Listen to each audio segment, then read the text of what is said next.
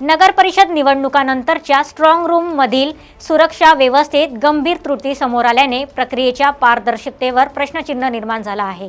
2 डिसेंबर रोजी पार पडलेल्या नगर परिषद निवडणुकीनंतर 2 व 3 डिसेंबर रोजी प्रतिनिधींनी उमरखेड येथील स्ट्रॉंग रूम पाहणी केली। मात्र या पाहणीत सुरक्षा व्यवस्थेतील अनेक त्रुटी उघडकीस असल्याचा सलील देशमुख यांनी सांगितले। सलील देशमुख यांनी आज याबाबत तीव्र आक्षेप नोंदवत जिल्हाधिकारी यांनी निवडणूक आयोगाकडे तातडीने कारवाई करण्याची मागणी केली आहे। आपल्या सगळ्यांना कल्पना येत्या मागच्या 2 तारखेला म्हणजे अजून 2 दिवस पूर्वी त्या ठिकाणी निवडणूक पार पडली पूर्ण महाराष्ट्रात।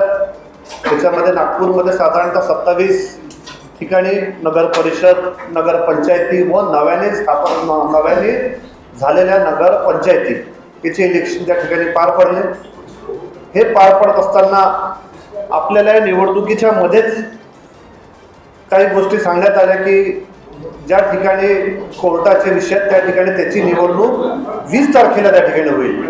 20 तारखेच्या निवडणूक झाल्याच्या नंतर त्याचा निकाल 21ला होईल आणि प्रथमच राज्य निवडणूक आयोगाकडून असं आम्हाला लक्षात येतं, असं पाहायला भेटलं की मतदान उद्या रात्री 10 वाजेपर्यंत प्रचाराची मुभा आपल्या सगळ्या पक्षाच्या लोकांना त्या ठिकाणी होती।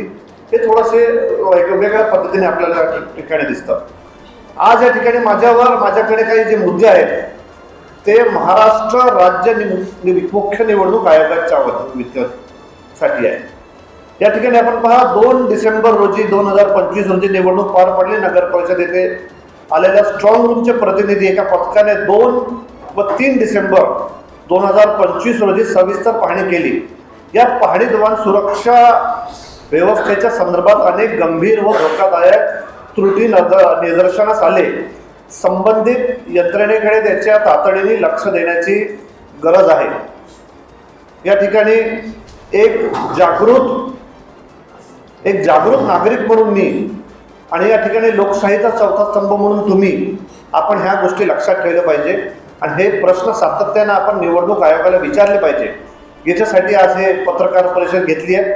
सीसीटीव्ही डेटा असुरक्षित ठिकाणी नाही, सीसीटीव्ही डेटा व सीओ केबिन समोर सर्वांसाठी सहज उपलब्ध असलेल्या ठिकाणी ठेवण्यात आलेला आहे। आपण गोष्ट लक्षात ठेवा। व त्याच पद्धतीने ज्यामुळे गोपनीयतेस मोठा धोका आहे व त्या पद्धतीने डेटा बँक अनुपस्थित नाही। महत्त्वाच्या सीसीटीव्ही फुटेज बॅकअप ठेवण्यासाठी कोणतीही अधिकृत व्यवस्था नाही, ज्यामुळे डेटा टॅम्पर होण्याची शक्यता आहे। सर्व्हिलन्स प्रणाली कमकुवत आहे।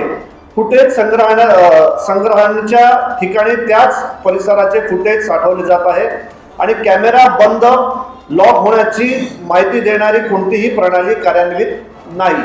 त्याच पद्धतीने खिडक्यांमुळे धोका निर्माण होऊ शकतो। स्ट्रॉंग रूमच्या व दरवाजाच्या सील बंद असला तरी लागलेल्या असलेल्या खिडक्यांच्या लोखंडी जाळी, ग्रिल किंवा मेटॅलिक मेसची त्या व्यवस्था नाही।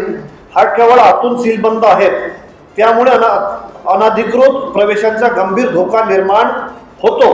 संबंधित अधिकाऱ्यांनी त्रुटी मान्य केल्या, परंतु यांचे स्पष्टीकरण म्हणजे ज्याचा तर्क नाही अशा पद्धतीचा तर्क त्यांनी त्या ठिकाणी ठेवला। महत्त्वाचे म्हणजे अधिकाऱ्यांकडून स्वतःच निवडणूक आयोग व जिल्हाधिकारी यांना परिस्थिती कळवण्याची प्रतिनिधी म्हणजे आम्ही किंवा तक्रार करता यांनी त्या ठिकाणी करण्यास सांगितले। हे प्रशासकीय प्रतिक्रियेच्या विरोधात आहे आणि या गंभीर स्थितीमुळे निवडणूक प्रक्रियेवर पारदर्शकतेचे चिन्ह उभं राहत असल्याने नमूद केले। ही बाब राज्य निवडणूक आयोग, जिल्हाधिकारी व वरिष्ठ अधिकाऱ्यांकडे तातडीने आम्ही त्या ठिकाणी मांडली आहे आणि आम्ही आमच्या ईमेलद्वारे त्या ठिकाणी त्यांना सुद्धा हे सगळं पाठवलं आहे। राज्य मुख्य निवडणूक आयोग असो, या ठिकाणी महाराष्ट्राचे सचिव असो व त्या ठिकाणी असलेले ॲडिशनल कलेक्टर रँकचे हे सगळे अधिकारी यांना आम्ही हे सगळ्या गोष्टी पाठवल्या आणि मला असं वाटतं लोकशाहीचा चौथा स्तंभ म्हणून एक जागृत नागरिक म्हणून आमच्यासोबत तुम्ही पण या सगळ्या गोष्टींवर विशेष लक्ष ठेवून त्या ठिकाणी व्यवस्थित येत्या काळामध्ये या गोष्टींवर निवडणूक आयोगावर आपल्या माध्यमातून सुद्धा लक्ष ठेवण्याची विनंती केली पाहिजे। व त्याच पद्धतीनं ज्या पद्धतीनं ग्रामीण भागाची निवडणुका, जिल्हा परिषद, पंचायत समिती याचा खर्च 4 रुपये प्रमाणे प्रति मतदार, मी परत सांगतो जिल्हा परिषद पंचायत समितीचे 4 रुपये प्रति मतदार ग्रामविकास विभागाकडनं UD1 कडनं 4 रुपये प्रति मतदार UD1 कडनं म्हणजे नगर परिषद व नगरपंचायत व UD2 म्हणजे महानगरपालिका, जे काही 22, 23, 24 महानगरपालिका या महाराष्ट्रामध्ये प्रति मतदार 4 रुपये यांच्या माध्यमातून हा काही निवडणुकीचा खर्च दिला जातो, याच्यावर सुद्धा त्या ठिकाणी लक्ष ठेवण्याची गरज आहे. त्याचं GR पण मी त्या ठिकाणी तुमच्या लोकांसाठी त्या ठिकाणी आला. माझ्या प्रत्येक फोल्डरमध्ये हे त्या ठिकाणी GR सुद्धा त्याचा उपलब्ध करून द्या. आता ग्रामविकासच आणलाय, पण ज्या ज्या निवडणुकीचं म्हणजे त्याच्यामध्ये ग्रामविकासमध्ये ग्रामपंचायत पण येतो, पण ग्रामपंचायतची निवडणुका सध्या नाही आहे. सध्या घाऊ घातली राहील त्या ठिकाणी पंचायत समिती जिल्हा परिषदच्या त्या ठिकाणी निवडणूक होत राहील.